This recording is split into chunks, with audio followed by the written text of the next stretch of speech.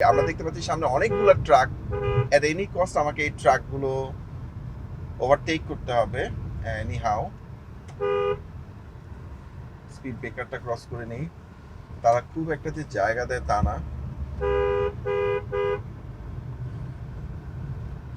ডান পাশে একটা অটো আসতেছে, সো দ্যাট পারলাম না। একটু মেনটেন করে ওভারটেকিংটা করা উচিত। ওভারটেকের ব্যাপারে অবশ্যই আমাদের খুব বেশি সাবধানতা অবলম্বন করা উচিত, কারণ ইমোশনাল হয়ে বাংলাদেশে যে অ্যাক্সিডেন্টগুলো হয় তার অধিকাংশই কিন্তু হচ্ছে আপনার ওভারটেকের কারণে হয়। সো ওভারটেকিং এর যে রুলগুলো আছে সেই রুলগুলো মেনটেন করে আমাদের উচিত ওভারটেক করা। That is very important. অধিকাংশ ক্ষেত্রে আমরা এই রুলটা মেনটেন করতে চাই না।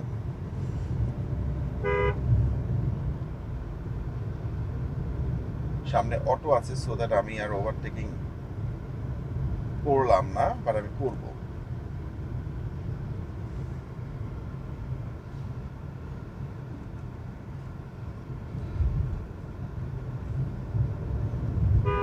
বাস চলে আসছে, সো দ্যাট এখনো পসিবল হচ্ছে না। হোপ সো আফটার দ্যাট আমি স্টেপ নেবো। ওকে, বাইক চলে আসছে, আমাকে ওভারটেক করতে দিচ্ছে না। এরা এত বেশি প্রবলেম করে এই ছোট শহরগুলোর ট্রাকগুলোর। একটা সমস্যা যে ওরা আপনাকে স্পেস দিবেই না, মানে আপনাকে তারা রোড ছাড়বে না। ইটস ইউ টার্নে অবশ্য আমি ওভারটেকটা করলাম না, বিকজ এটা একটা টার্ন আছে। তারা আমাকে কিছুক্ষণ পেইন দিবে, নো ডাউট।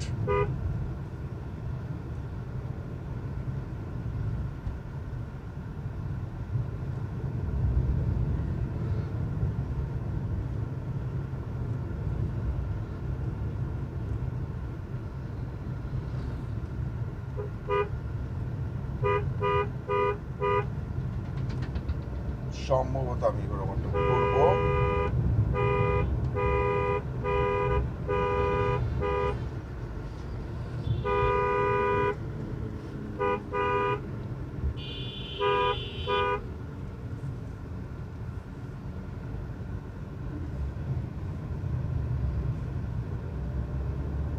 এটাই সমস্যা, যেখানে হুটহাট অটো চলে আসে। এই যে বাইকম্যান আছেন উনি রীতিমতো রেসিং করছে। সে চিপা চাপা দিয়ে সে আবার আমাকে দেখছেও। সে ডান্স করার চেষ্টা করতেছে নাকি সে বাতাসে নড়তেছে আমি বুঝতেছি না।